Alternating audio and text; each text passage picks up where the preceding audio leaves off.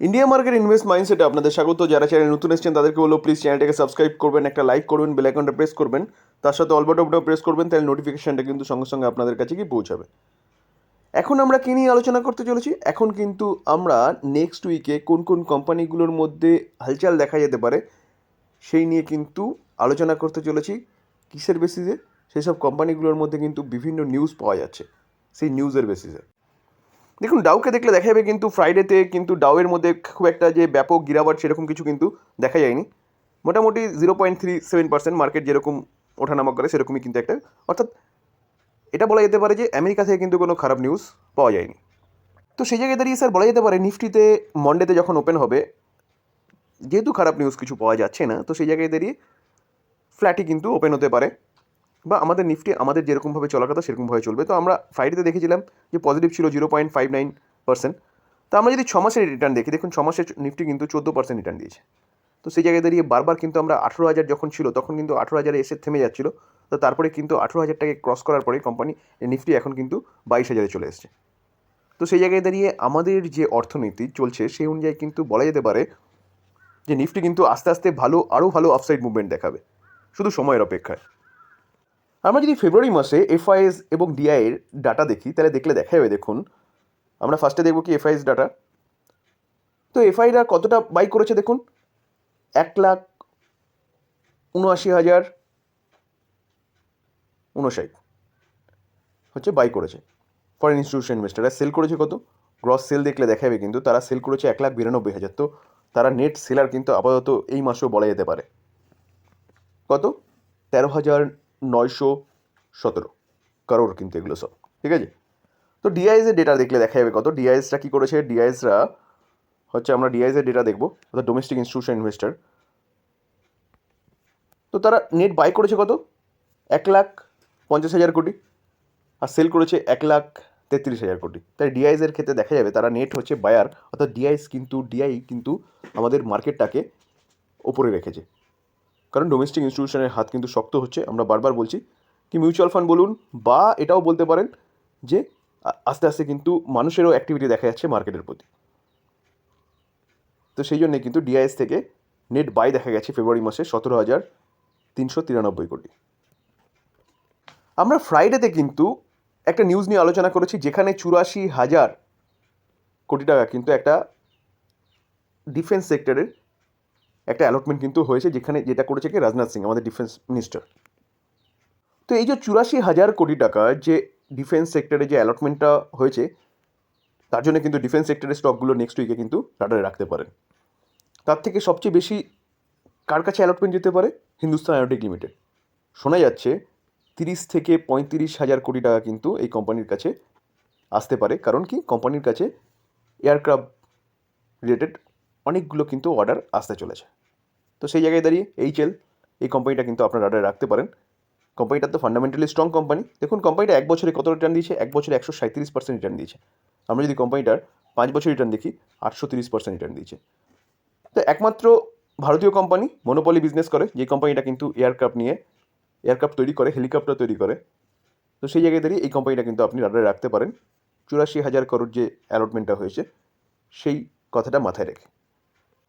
Bharat dynamic এই কোম্পানিটাও কিন্তু আপনি রাডারে রাখতে পারেন, কারণ এই কোম্পানিটাও কিন্তু কিছু না কিছু অর্ডার আসতে পারে অ্যালটমেন্ট থেকে, যার জন্য কিন্তু আগের দিন দেখলে দেখা যাবে কোম্পানিটা কিন্তু প্রায় 3%-এর কাছাকাছি একটা আপসাইড মুভমেন্ট দেখিয়েছে।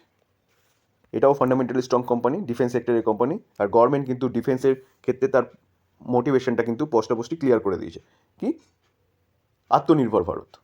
নিজের দেশের প্রতি নির্ভরশীলতা গভর্নমেন্ট কিন্তু বাড়াচ্ছে, বাইরের দেশের প্রতি নির্ভরশীলতা কমাচ্ছে। ইভেন ইম্পোর্ট কমিয়ে গভর্নমেন্ট কিন্তু এক্সপোর্টের দিকে জোর দিয়েছে ডিফেন্স সেক্টরে।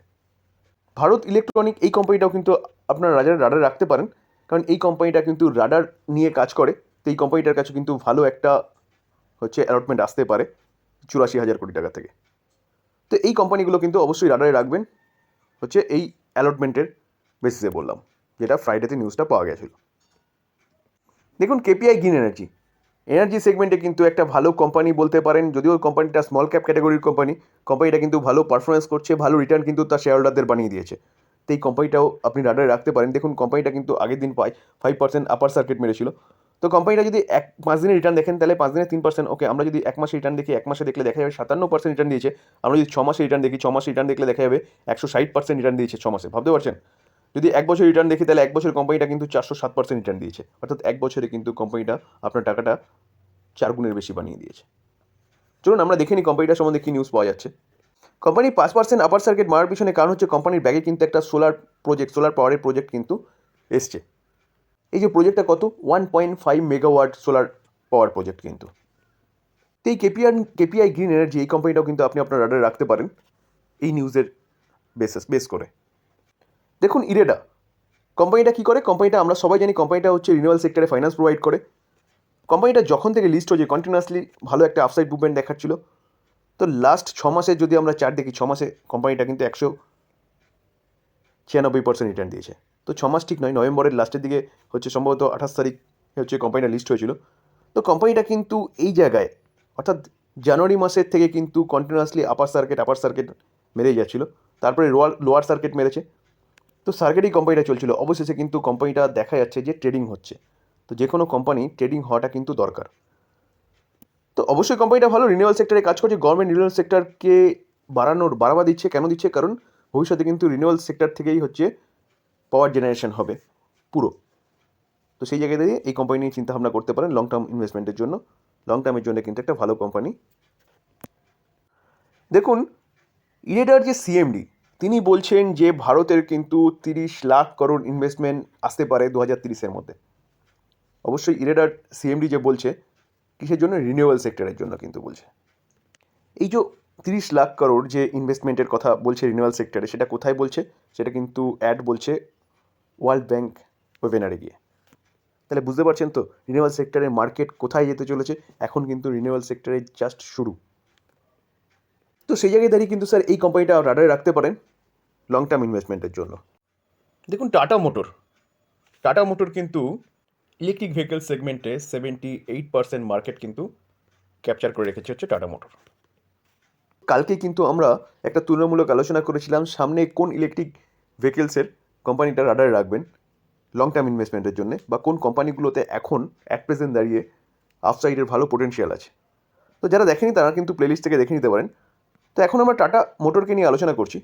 তো টাটা মোটর কোম্পানি কিন্তু কন্টিনিউয়াসলি একটা ভালো পারফরমেন্স দেখাচ্ছে। কোম্পানি কিন্তু আগের দিনে 2%-এর কাছাকাছি একটা আপসাইড মুভমেন্ট দেখিয়েছে। তো কোম্পানিটা নিয়ে কিন্তু একটা ভালো খবর পাওয়া যাচ্ছে। যেই খবর চলতে কিন্তু টাটা মোটরটা নেক্সট উইকও আপনি রাডারে রাখতে পারেন। চলুন খবরটা কি সেটা দেখি। দেখুন tata motor likely to consider spine of battery business, অর্থাৎ ব্যাটারি বিজনেসটাকে কিন্তু স্পাইন অফ করতে চাইছে। তার পাশাপাশি আরেকটা নিউজ আসছে টাটা মোটরকে নিয়ে কিসের, তারা ইন্ট্রোডিউস করতে চলেছে নিউ জেনারেশনের আল্ট্রা স্মার্ট ট্রাক। কোথায়? সাউথ আফ্রিকায়। তো দেখলে দেখা যাবে সেই ট্রাক যারা যে ট্রাকের কথা তারা বলছে আল্ট্রা স্মার্ট ট্রাক, সেই মডেলগুলো কি আল্ট্রা T.9 এবং আল্ট্রা T.14, এগুলো কিন্তু কি করছে সাউথ আফ্রিকায় তারা ইন্ট্রোডিউস করছে। তো সেই জায়গায় দাঁড়িয়ে সে টাটা মোটর কোম্পানিটা কিন্তু রাডারে রাখতে পারে নেক্সট উইকের জন্য।